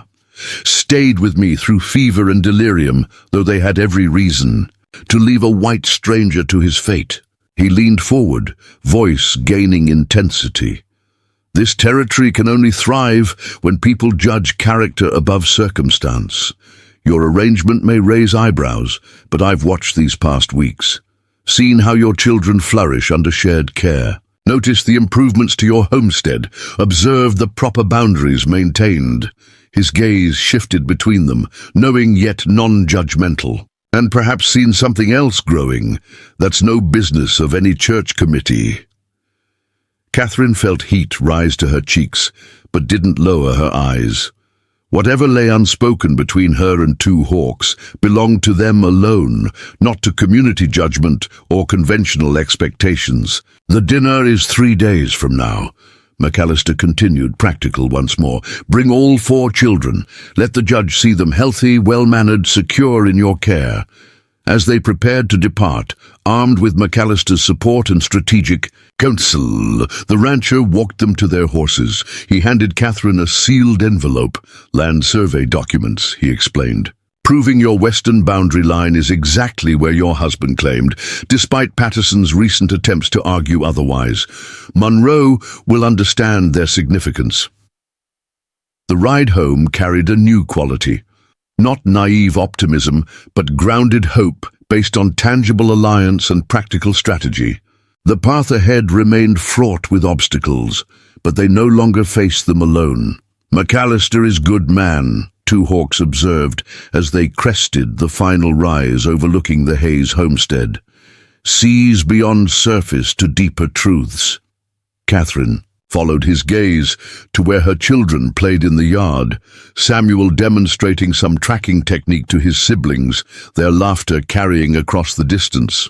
The scene embodied everything worth fighting for, not just physical survival, but the right to determine her family's future on her own terms. "Whatever comes at the hearing," she said quietly, "we face it together." Two Hawks turned to her, rare emotion visible in his typically guarded expression. "Together," he agreed, the single word carrying the weight of promise. As they rode down toward home, for it had become home to both of them in different ways, Catherine realized that regardless of Judge Monroe's ruling, something fundamental had already been decided. The boundaries between them had been tested, redefined, and ultimately transcended. What had begun as desperate necessity had transformed into chosen commitment, to the land, to the children's future, and to each other. The Texas sun illuminated the path before them, casting their shadows side by side across the rejuvenated earth, two people from vastly different worlds, united by shared purpose and the courage to defy convention in pursuit of what truly mattered. Up next, you've got two more standout stories right on your screen. If this one hit the mark, you won't want to pass these up. Just click and check them out, and don't forget to subscribe and turn on the notification bell so you don't miss any upload from us.